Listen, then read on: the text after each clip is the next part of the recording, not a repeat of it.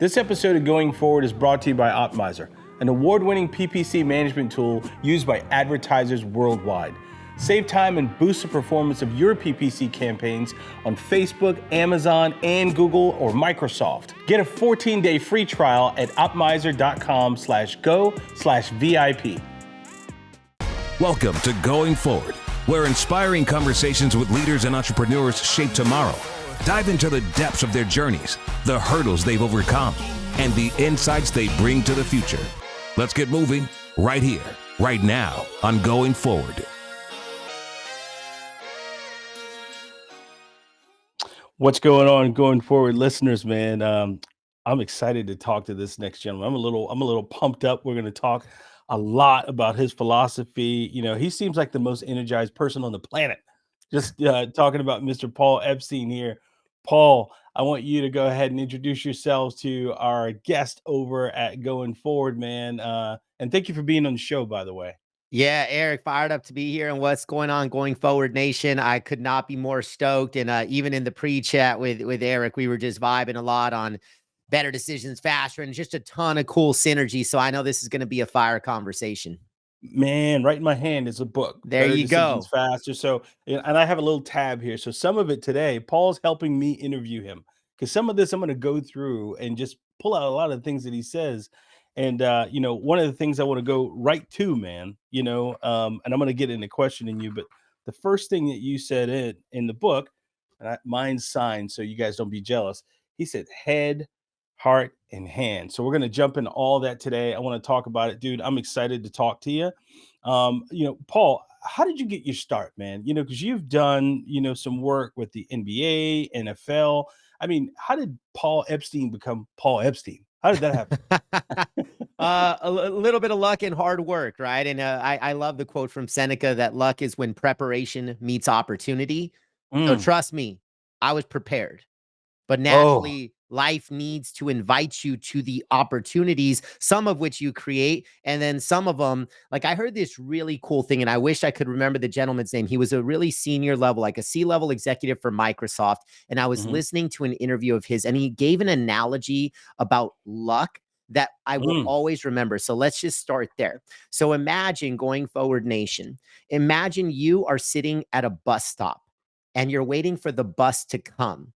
And obviously, to get on the bus, it's not a free ride. You got to pay the fare, whatever that fare is.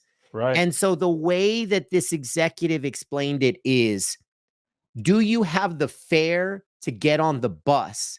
Because the bus is a representation of an opportunity. But if you're not prepared, then you don't have the fare to pay to get on the bus.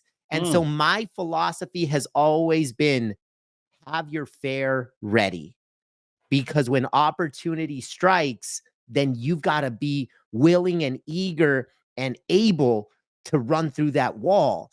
And so, you know, the way this all started for me, Eric, is this is a couple decades ago. I didn't even know that you could work in a space like sports. So fast forward 15 years later, chief revenue officer for the San Francisco 49ers, opening up billion-dollar stadiums, coming fresh off an NFL league office experience, breaking Super Bowl revenue records, like living a dream career. But that's not how it started. That's not, because my bus came when I had to pay the fare. I was working for a Fortune 10 organization straight out of undergrad, and Mel Kiper, who's an NFL draft guru, and he's a typical energized, fired up guy, right? And I got it on ESPN radio as I'm driving my very cool Dodge Caravan through my outside sales territory. And the first commercial that comes on, Mel says, "Have you ever wanted to work in sports? Have you ever dreamed of working for your favorite MLB, NBA, NFL?" And I'm speeding down the highway like, yes, yes, yes. And then the call to action was, call 1-800-SMWW now. SMWW stands for Sports Management Worldwide. I made the phone call. I got in the course. 8 weeks later, I impressed the professors, and they said, "Where do you want to work?" I said, LA. That's where I'm at. They said, "Great. We know the folks at Staples Center." So in my head, I was thinking, oh my gosh, Kobe and Shaq winning championships. This is circa 2004, 2005. I'm like, man, this is just the dream, right?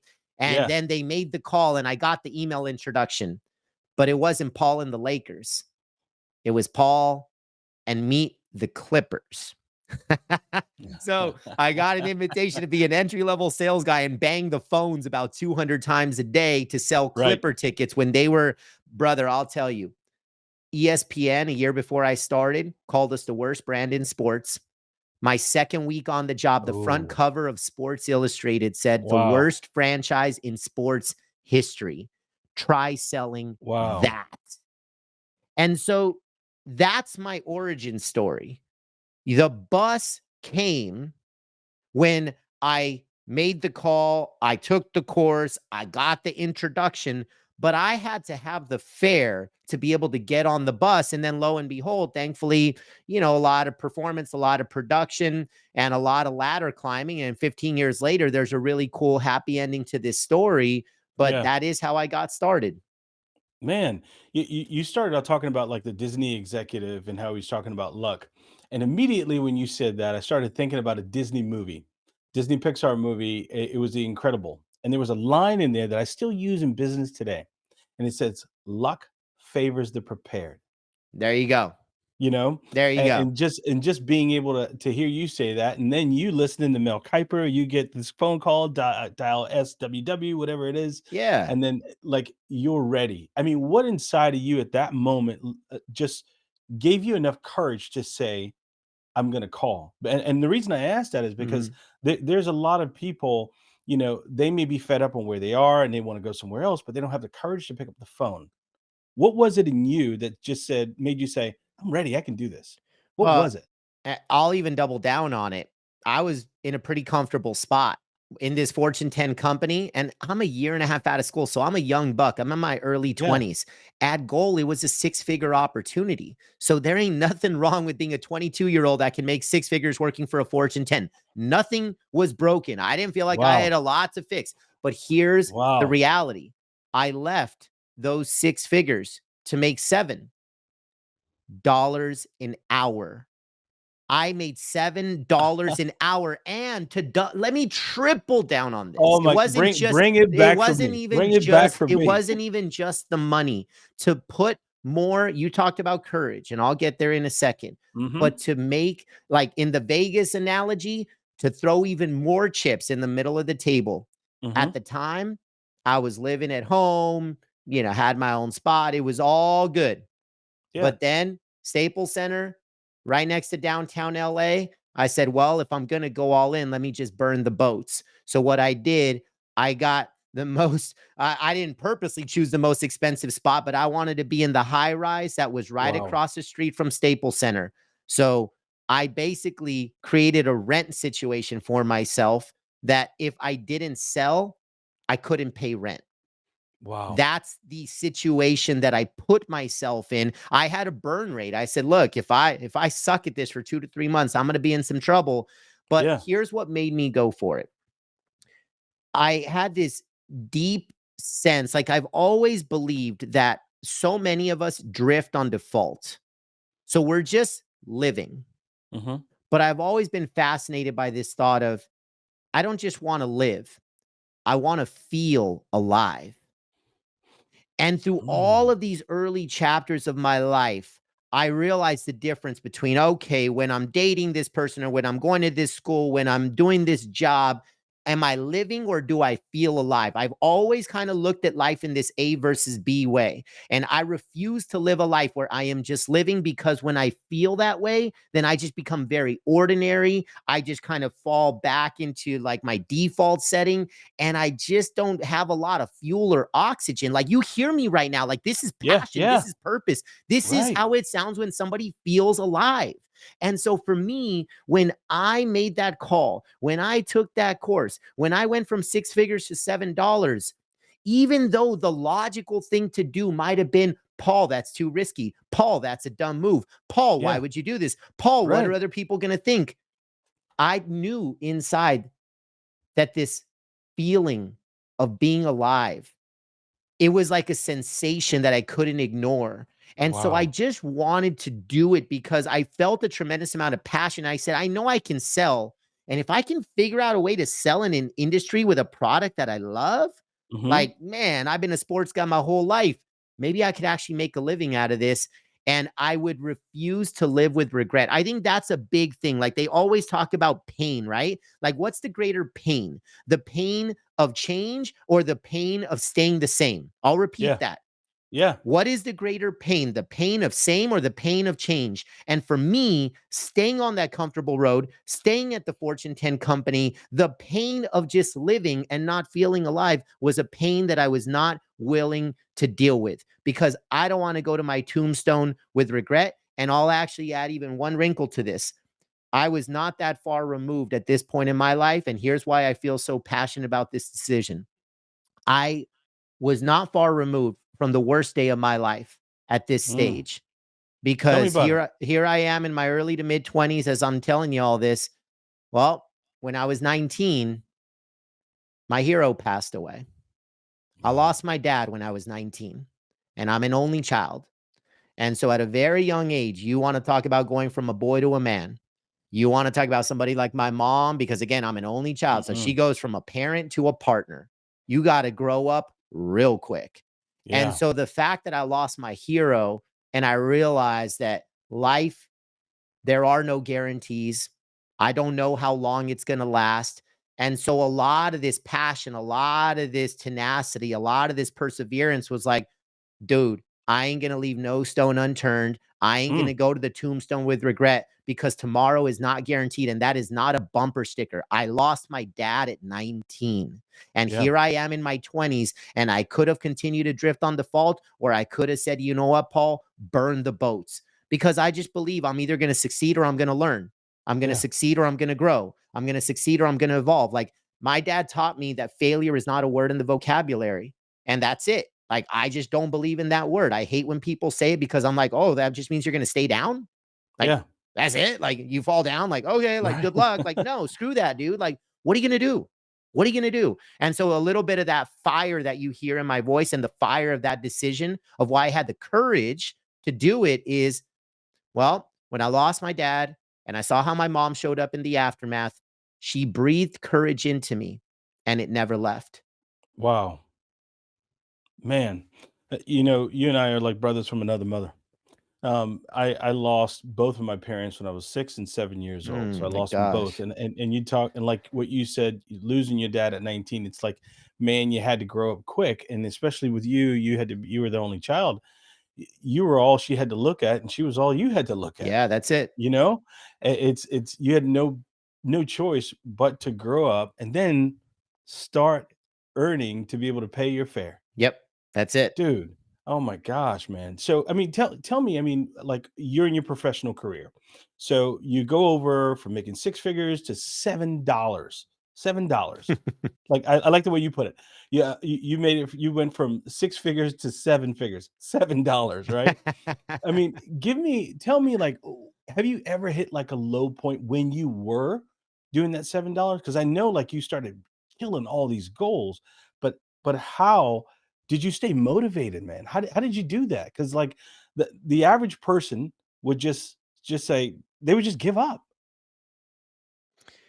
How, Yeah, dude? and I started with, about 8 other people. We started on the same day.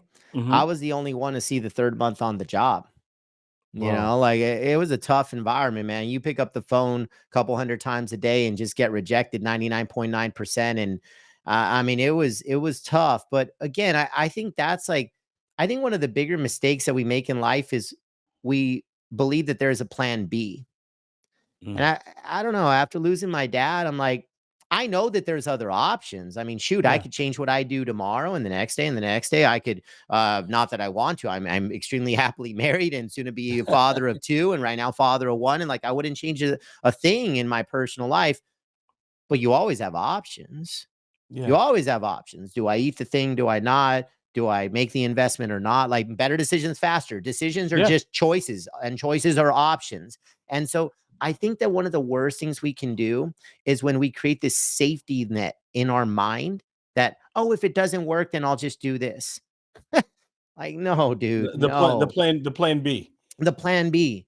Mhm. And I, whether intentional or not, I just never thought about plan B. So why, how do Mm, you give up when you don't feel like there's a safety net to fall on? Like that safety net is a facade and it's something that leads to bad behavior because now all of a sudden you're not all in. Like imagine, oh, like you want to, okay, I live in California, right? Oh, 50% plus greater divorce rate. All yeah. right. Like, you know where I think a lot of folks kind of get into some trouble, whether on the personal or Wow. professional side, is we convince ourselves that if it doesn't work, there's another option. And so then you Wow. don't go all in. And now I'm giving 90% of myself to my wife or to my kids. I'm giving 80% of myself or 40% of myself to my job. You're going to lose.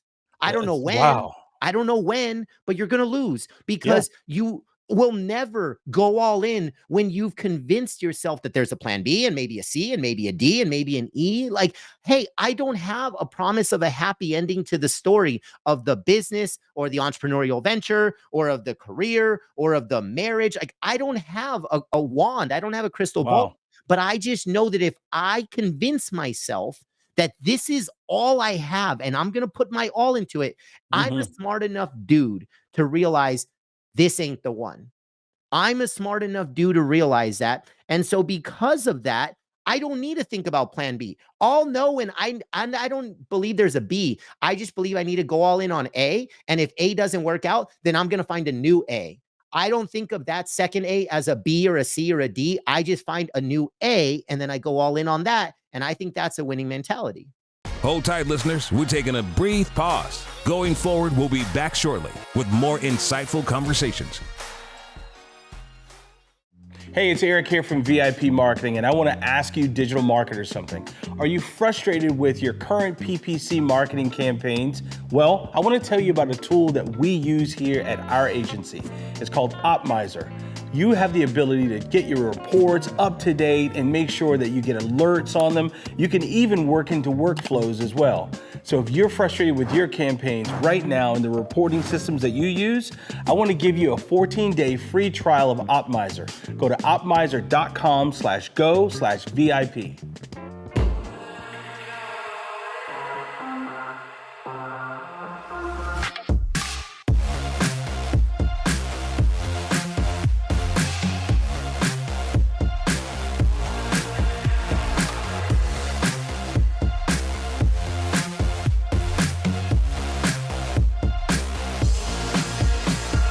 Are we fucking ready? Roll cameras.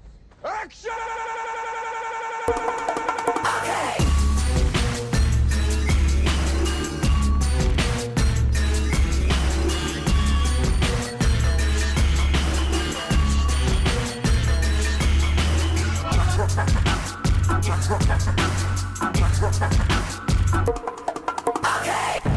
Allow me to reintroduce myself. My name is Hov. H to the O-V. I used to move snowflakes by the OZ.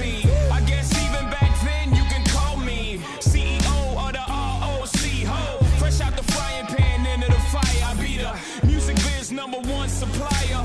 Fly it in a piece of paper bearing my name. Got the hottest chick in the game wearing my chain. That's right. Welcome back to Going Forward. We hope you're recharged because we've got an exciting second half waiting for you. Get ready to dive deeper and be inspired. Let's keep the momentum going. I love that whole thought and that theory because it's almost like, you know what, I'm going to do it and I'm not going to mess up because I am the backup. Yeah. There's nothing else behind you. It's all you. You either got to you're going to go at it and keep going at it again. I love that. I love that thought. I love that mentality, man. Tell me, like, what drove you, Paul, to say, like, all these things that you're going through? I mean, in the different careers, we heard NBA, NFL, breaking sales records, and a guy who just kind of gave up a lot to end up getting more. What made you say, I'm going to take all these thoughts and put them inside of this book? Because it's Mm. almost like, it seems like therapy, like everything you wrote seems like therapy. You just put it out there, man. Yeah, and there's two books, right? And I'll explain the purpose of both because Hmm. the second really builds on the first. And Hmm. so All right, fast forward my sports journey. All right, so I sell, I become the top salesperson with the Clippers. I eventually get promoted to be the sales manager at the Clippers, take them from 28th in league revenue to second in league revenue year after year. So a lot of the sports world starts to pay notice, especially the NBA. So I eventually go on to a more senior leadership role with the New Orleans Hornets. Now they're the Pelicans. They were the Hornets. Then I go to the Sacramento Kings. And it's all these relationships that are inviting me from one place to the other. Then I go to New Jersey and New York to work for a global agency called Legends, which is owned by the Cowboys and Yankees. So that exposed me to some really big blue chip brands. I land at the NFL league office. That the first time the Super Bowl was ever in New York. And so that's where we broke some all-time Super Bowl revenue records. And then eventually spend my last handful of years with the 49ers before a Jerry Maguire leap. So that is as few words as possible to describe a resume of 15 years. Wow. But here's where I want to really, share with a lot of folks is you asked why put it in a book. I believe that we are best equipped to serve who we once were. I'll repeat that. We are best equipped to serve who we once were. Man. In other words, for everyone in the Going Forward community, what pain have you overcome? What problem have you solved? Where have you just believed there's got to be a better way? And sometimes you become so obsessed with creating that better way, that better tomorrow, that better future. And then you go all in on the work that's required to help other people not have to feel that pain, not have to struggle so much with that problem. And that's when I went all into thought leadership after the Jerry Maguire leap out of sports, which we could totally talk about that. But now all in on keynote speaking and writing books and the podcast and my Win Monday community and all these wonderful things that I'm doing right now that are all driven by impact. And by the way, fun fact, the reason I would fall on the sword for impact is because my dad, my hero, was a man of impact. He did it in a classroom. I chose a boardroom. Now I choose a stage, but the impact is all the same. We are on a lifelong mission to leave people and places better than we found them. Yes. And I agree with that. Wow. So Great for point. me to be able to write these books, my first book, The Power of Playing Offense, that was the leadership playbook that I never had. I wrote what Paul needed a decade before, and he never got it. Because when I got promoted from player to coach, from producer to leader, you're the top widget seller. So now you got to supervise the widget sellers. And then you're like, great, I'm a coach now. Where's the playbook? And then they say, good luck. Yeah, not too much of a playbook. Thank you. So again, it pissed me off a little bit, but not in a negative way, just in there's got to be a better way. And so fast forward, and once I become a full-time thought leader and I'm out there blazing trails on the keynote circuit and writing books and doing the thing, I'm like, what is the message? What is the mission? What is the cause? Yeah. Who is the Paul of yesterday that I want to help? And it was the leaders that didn't have a playbook. And that's what the power of playing offense is. So now better decisions faster. When you write a book like The Power of Playing Offense, a lot of folks ask you, all right, so what do people and teams and organizations that play offense do differently than those that play defense? Like, what's the separator? And I went back to the lab for a couple years, my coaching, my training, my consulting, my podcast. Like, really, I wanted to learn from the market, like understand, I know you play offense. I know there's a group over there that's playing defense. What are the differences? What are the separators? What's the competitive advantage to shift from defense to offense? And so a couple of key themes came up. One is those that play offense are highly decisive. They don't freeze. They don't struggle with paralysis.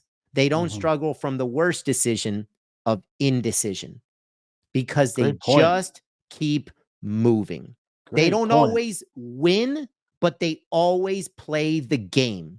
They never stay on the sidelines. They never sit in the nosebleeds. They always find a way to get in the stadium and roll their sleeves up. That's the offensive mentality. They're always on the move. I succeed or I learn. I succeed or I grow. I succeed or I evolve. I succeed or I get better the next time. That's offense. Defense says, let me see what everybody else is doing. Let me figure out the perfect time. Let me wait until ... That's defense. So decisiveness, key number one to playing offense. Number two, action over outcome. When you can embrace imperfect action, I don't need all the information. I don't need to wait for years to make this decision. I am going to embrace imperfect action, and I'm going to decide to act, and I can live with whatever the outcome is. And that ability to embrace imperfect action is so powerful. And so if decisions and actions are really the table stakes of life, like to me, point blank, life is a game of decisions and actions. Mhm. And when you take action or don't, that's a decision. So the That's lowest true. common That's true. denominator, the lowest common denominator is decision making. So that's why I wrote Better Decisions Faster. It's because I realized this is the key to having a higher quality of life. If you think about it, Eric, and everybody in Going Forward community, tell me a chapter of your life for months and years where you were consistently making better decisions. I promise you that's probably going to be a great chapter of your life. I'm Man, making better decisions with wow. my health, with my finances, with my relationships, with my career, with my entrepreneurial venture, whatever it is. Great decisions lead to a great quality life. And the opposite is also true. Consistent bad decisions lead to a worse quality of life. So, really, Wow. Better Decisions Faster is a portal to have a better quality of life. And I didn't just write the book to say, hey, world, go make better decisions faster. Like, Right. duh, like, of course, Paul, like, thank you, like, Yeah. mind blown. No, I wrote the book to teach folks how to make better decisions faster. And that's where you mentioned it earlier. The head, heart, hands equation Man. was born. Well, how about those people who are like, yeah, it's good to make better decisions, but do I need to make them faster? Mm, Or some people are just hesitant. They want to make a great decision. yeah. They may overthink it, right, Paul? Yep. But then they don't want to make them faster. I mean, tell me about a situation like that, or how what you teach and preach, how that can just kind of help you overcome. Beautiful question. And let me draw a line in the sand. Notice that the title is Better Decisions Faster. It's not Better Decisions Fast. Hmm. There's a difference. Fast is just fast. Fast is speed at all costs. Fast is like just pull the trigger. No deep thought, not a deep check in with yourself, not a deep reflection on what's right versus wrong. Just go fast. Oh, I'm I not a like that. fan of fast. I'm a fan of faster. In other words, can this equation, head, heart, hands, and attaching decisions, which we'll talk about, to a green, yellow, or red, does it put Hmm. you in a position to move faster than you otherwise would have without this process? So if you're thinking about a big move, I'm doing a big pivot in my career. I'm thinking of moving cities. I'm thinking of exiting a toxic relationship, whatever it is. Yeah. I'm not telling you. And by the way, to make life more complex, we've got 3 kids at home and I got to figure out the financial situation. Like, dude, like, I am not here to say to be irresponsible and pull a fast trigger. What I am here to say is, how do you make the best decision possible?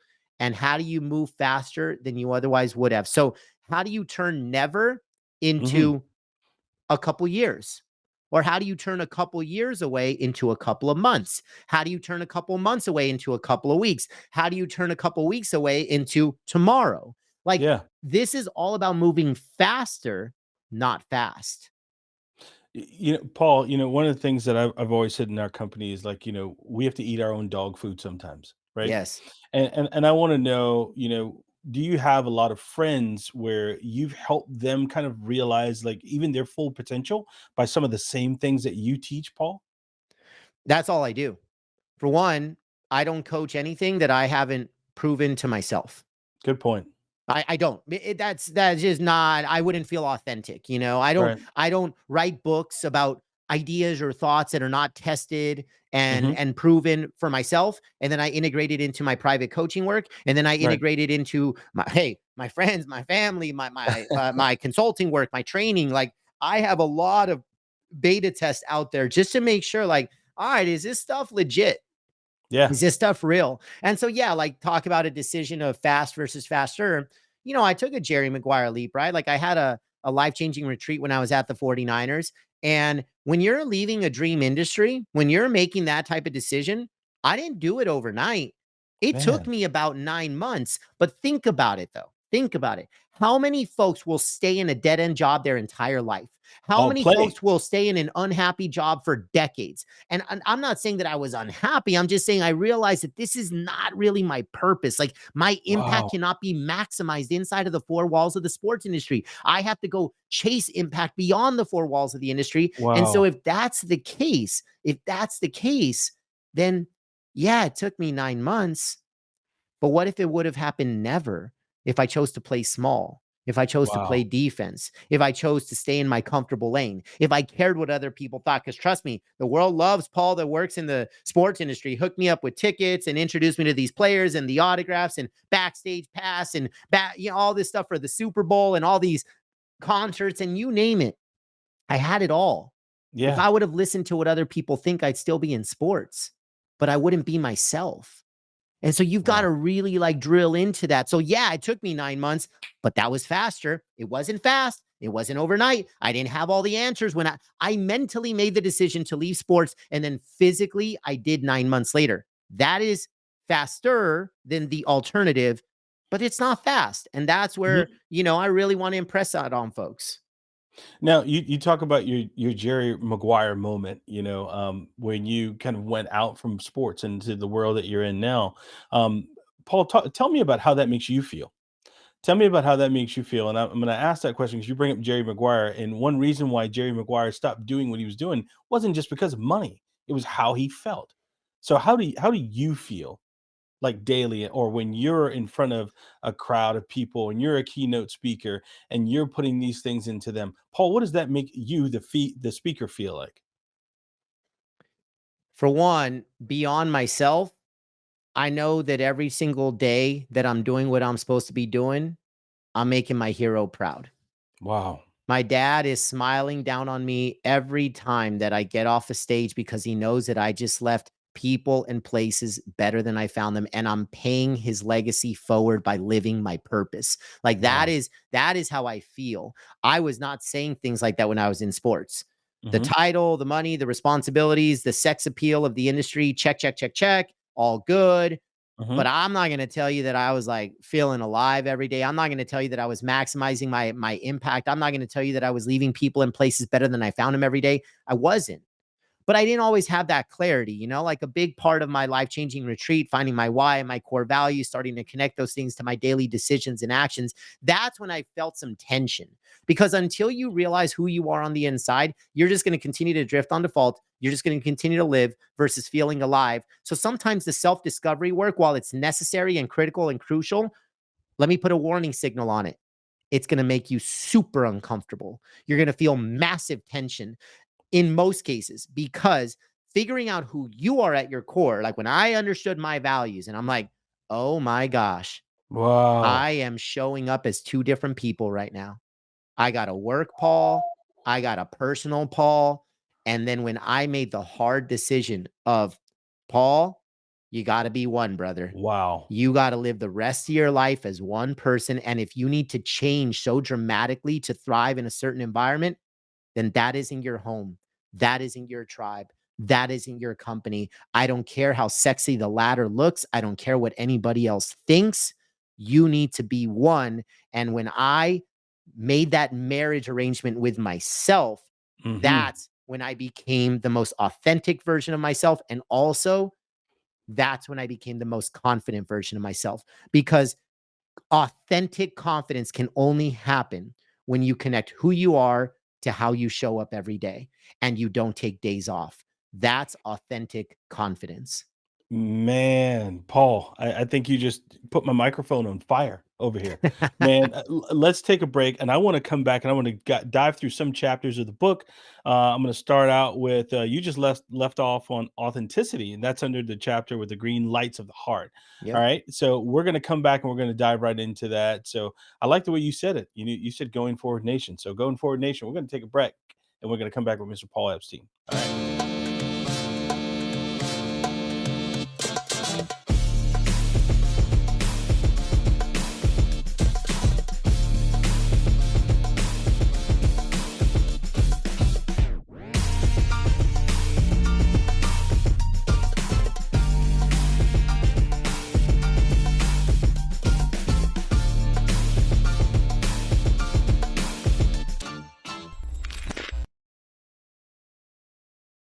All right, listeners, we're back with Mr. Paul Epstein, and man, Paul, what an impressive story.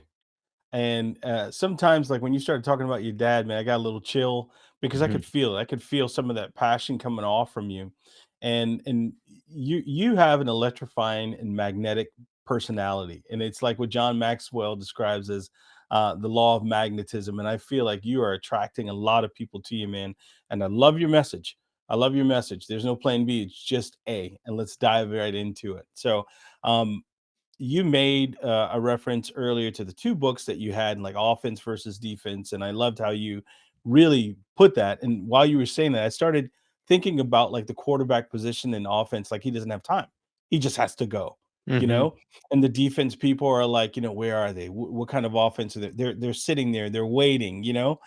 So great way to put it. But I want to dive into head, heart, hands, and you got the first three chapters of your book. It almost like sets the tone of what you're Yep. doing, and then you also go into authenticity. But the green lights of the head, explain that to the audience as well. And under that, you have growth, positivity, grit, and curiosity.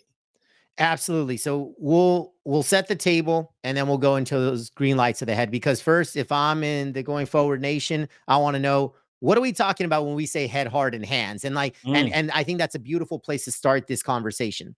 yeah. So the way that we make better decisions faster, the application method, the way that you activate it and implement it is you use the head plus heart equals hands equation. Head, heart, hands Wow. equation.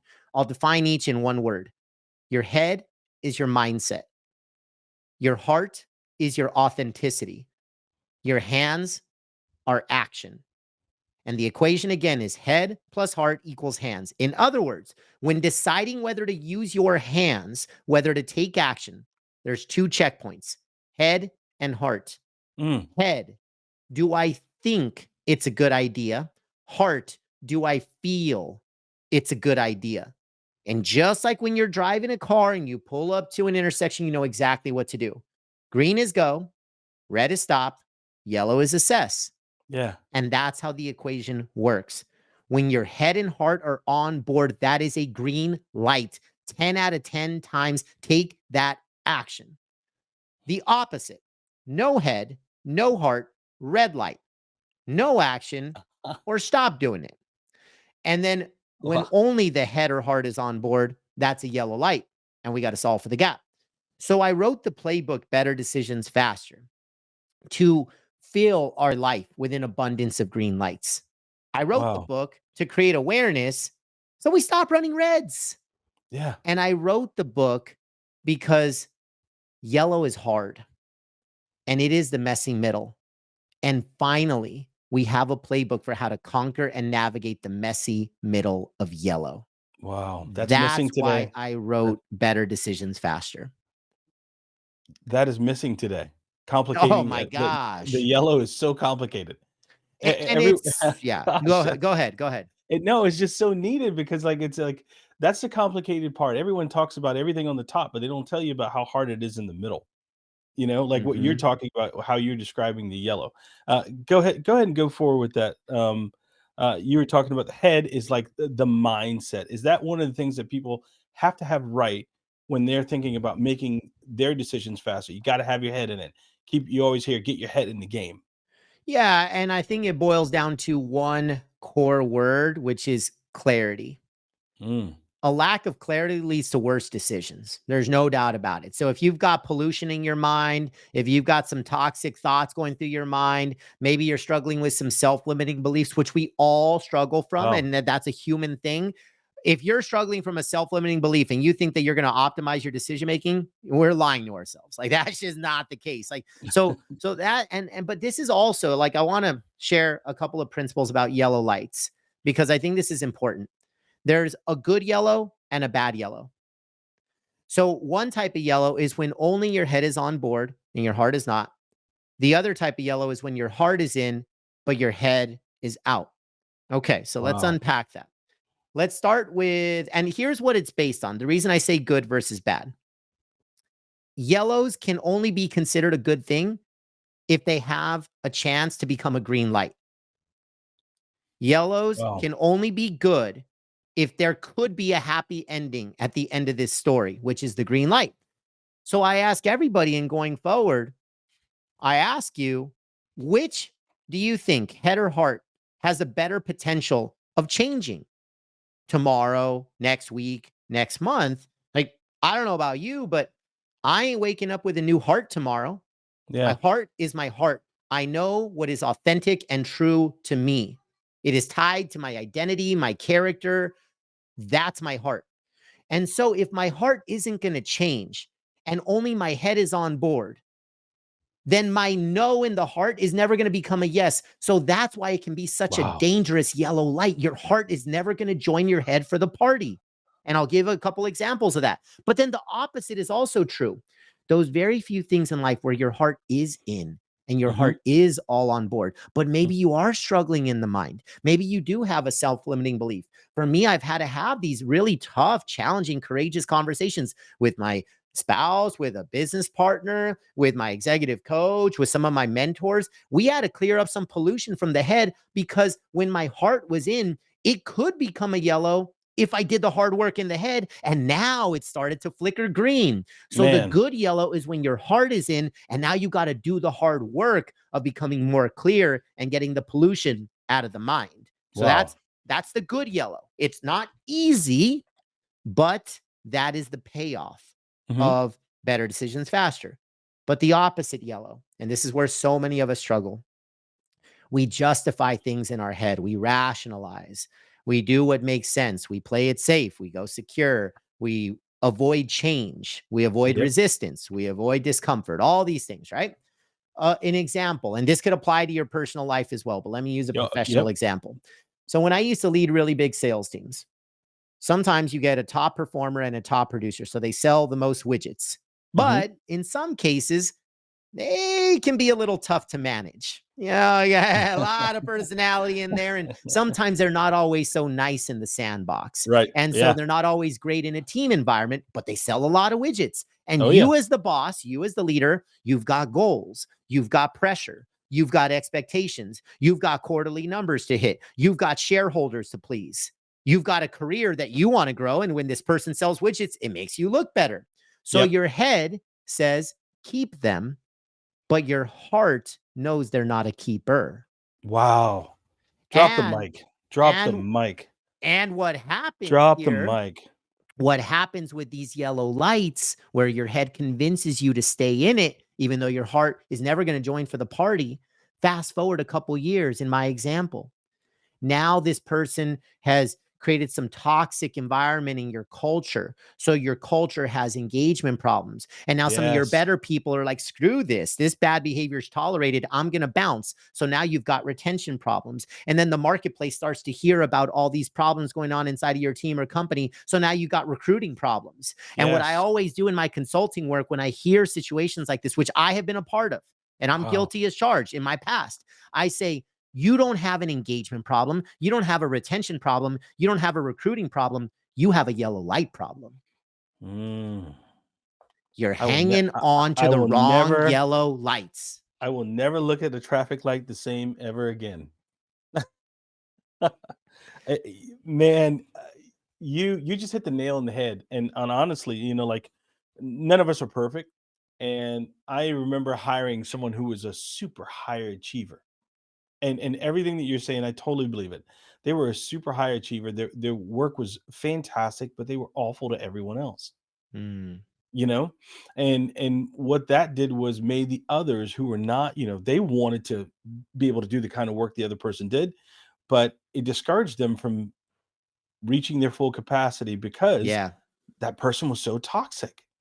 Just like what you explained. And it can kill someone. It can kill an organization. And it can kill, you know, culture really fast, those yellow lights. I mean, have you seen a situation or talked like a company through? Because I know you talked to many, you know, companies and different people on stages where you helped them realize that, you know, what they thought was green was really yellow. Has that ever happened before, Paul? Well, yes, but I'll put a caveat on it, because when you say, well, they thought it was green, you know why they thought it was green?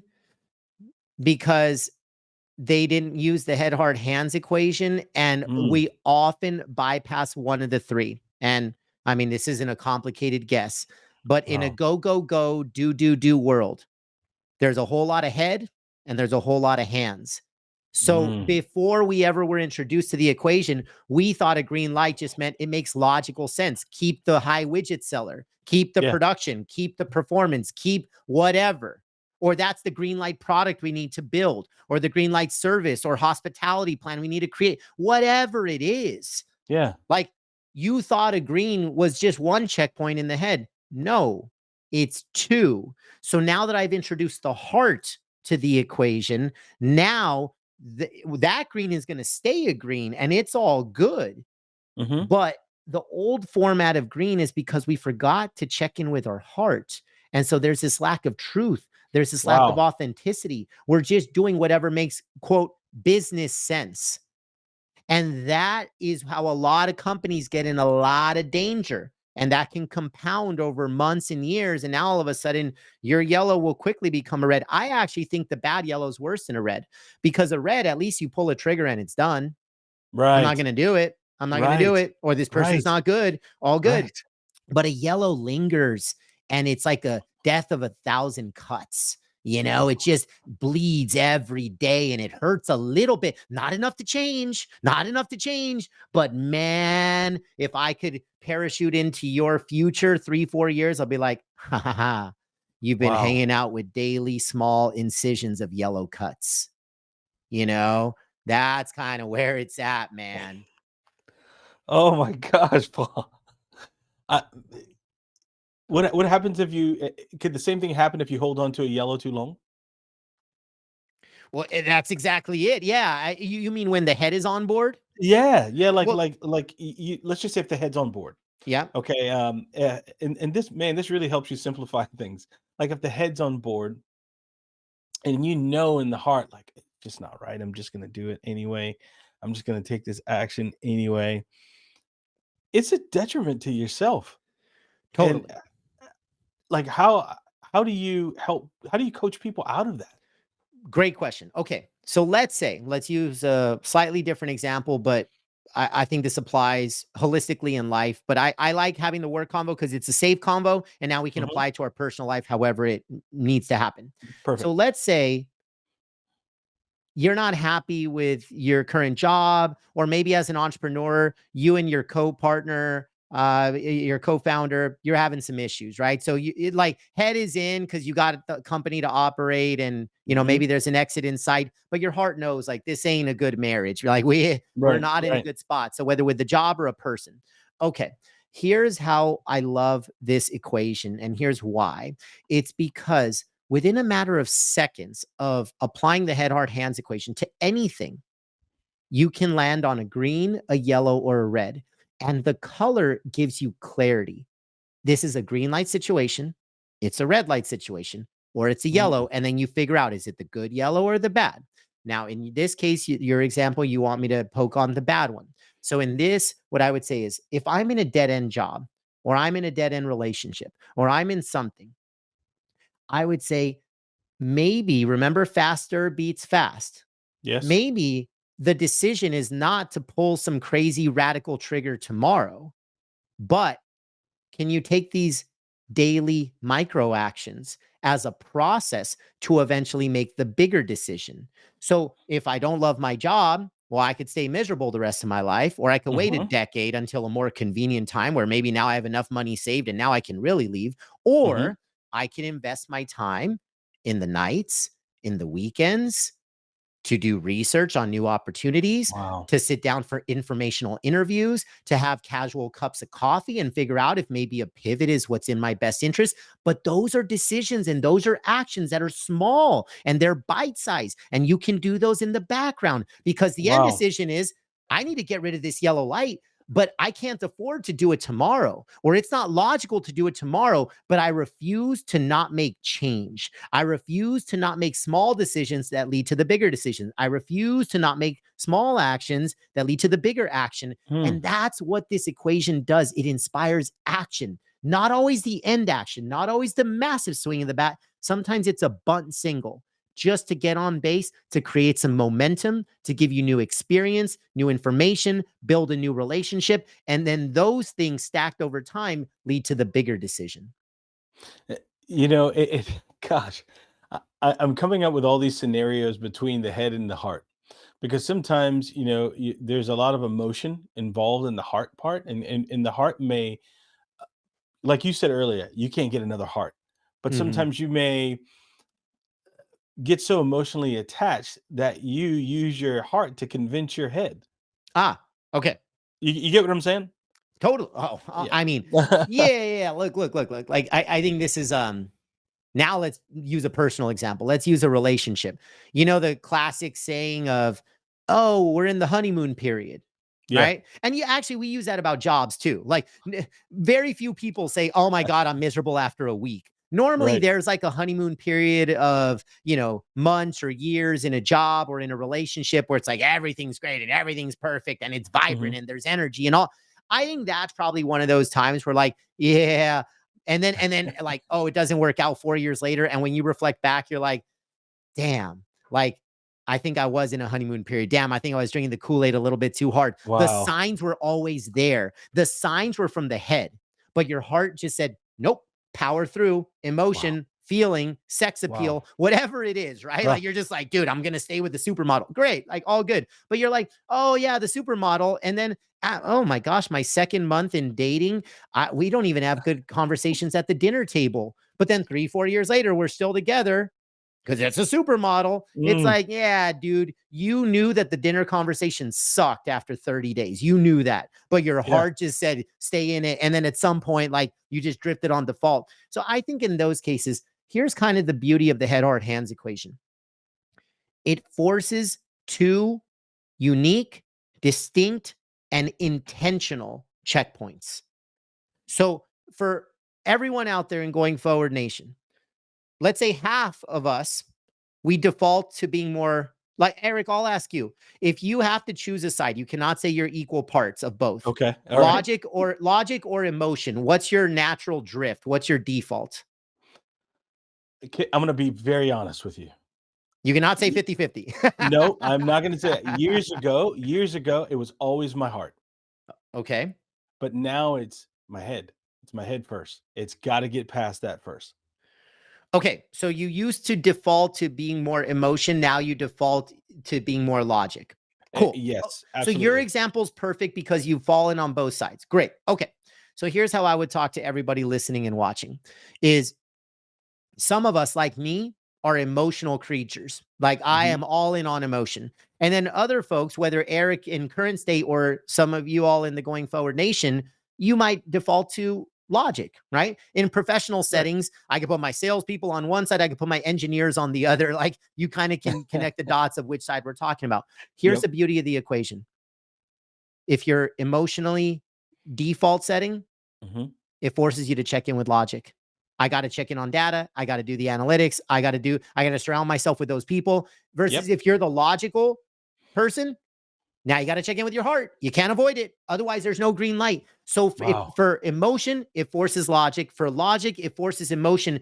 I think this is the key to faster decisions, whether with relationships or profession or health or whatever, because you cannot avoid the head or the heart if you want green lights. If you Wow. just check in with one, green lights are impossible. And everybody wants more green lights. Oh my goodness. Man, Paul, we're gonna take one more break and we're gonna wrap it up and we're gonna talk about the hands because we did a lot of talking about the head and the heart, but we're gonna talk about the hands. Okay? All Great. right, let's take a break. Welcome back to Going Forward. We hope you're recharged because we've got an exciting second half waiting for you. Get ready to dive deeper and be inspired. Let's keep the momentum going. All right, going forward, nation. I picked that up from Paul. He gave me that, so I'm going to use that going forward, nation. I like that.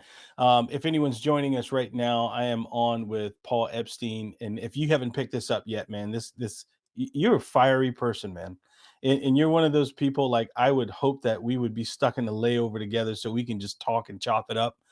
But man, I feel your energy. And I love the way that you think, and I love the way that you're presenting it. Earlier we were talking a lot about, your two books, and most recently the one, making decisions faster, and also using your head, your heart. And now I want to talk about the hands, and one part of the hands, when I think about, like, there's a line you have in here about impact, and now hearing the story about your dad, Mm. you know, with impact. I mean, how important is it? I mean, with your hands, how important is it to make a big impact? Now that you've made that decision, now you've gone through, now it's time to make an impact, make it known. I believe impact is making a difference. And for me, if you're not making a difference, then you're not living, right? Like I think you could talk Ooh, about legacy, you could ooh, talk about purpose, you could talk about daily fuel, daily oxygen. Like if me coming on this podcast versus not doesn't make a difference, then why am I doing it? If mm, me jumping on that stage isn't making a difference in somebody's life, then why am I doing it? If me showing up home to be present and being fully there at the dinner table, pouring my heart and my soul into my family, then why do I have a family? Like it's just like I really am just like, if damn. my presence doesn't make a difference, and I just shouldn't be there. I shouldn't do it. I shouldn't take action. This is my filter for what situations I choose to be in versus not. So hands is simply listening to the colors of the head and the heart. And when you have a green light, then everything that you do is going to generate impact. Impact is guaranteed when you're taking action on a green light. Paul, what are some of the things, like, when someone's done with this book, how do you want them to feel? What do you want them to feel like, if you could just describe that for me? Because you've had a lot of moments, where Mhm. you just said, I'm all in. What do you want someone to feel after they've put this Yeah. book down? Three things: confidence, authenticity, and peace.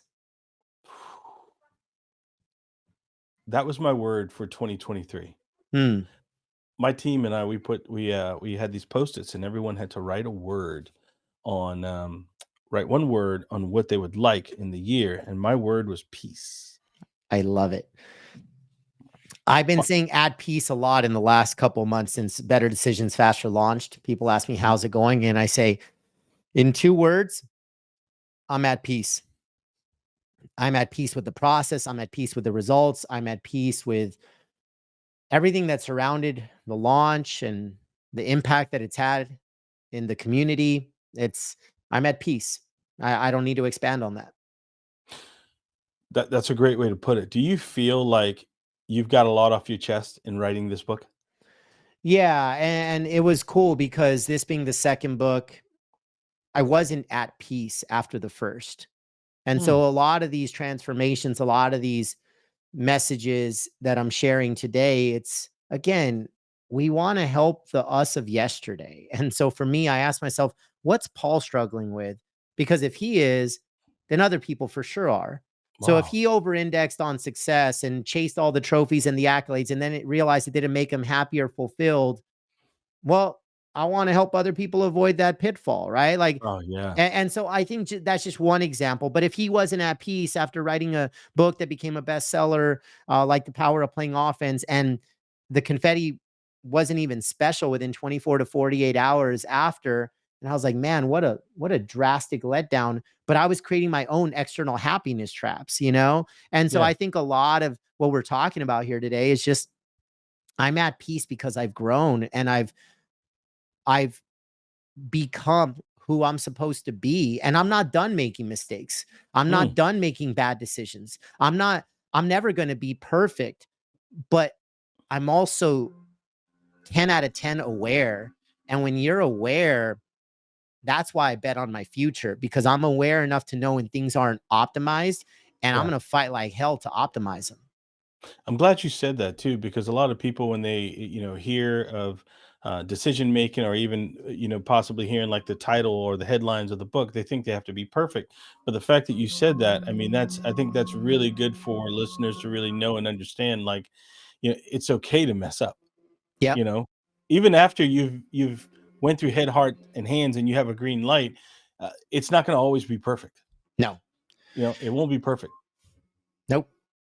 Man, I just thank you, man, for being an incredible guest today, man. I want to just encourage people, go out, get this book. Paul, tell these folks how they can actually find this book. Is it on Amazon, Apple iTunes Store? Tell them where they can find the book. Better Decisions Faster is available in a little website called Amazon.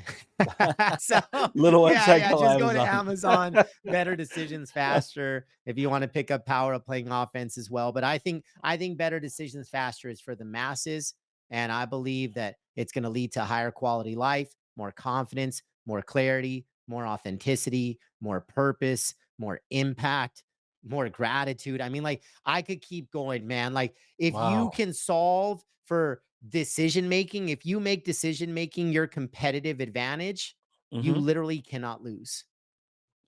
I want to give everybody the green light. How about that? To go get this book. It's a Better Decision Faster to pick up a copy of Better Decision Faster. There you go. There you go, man.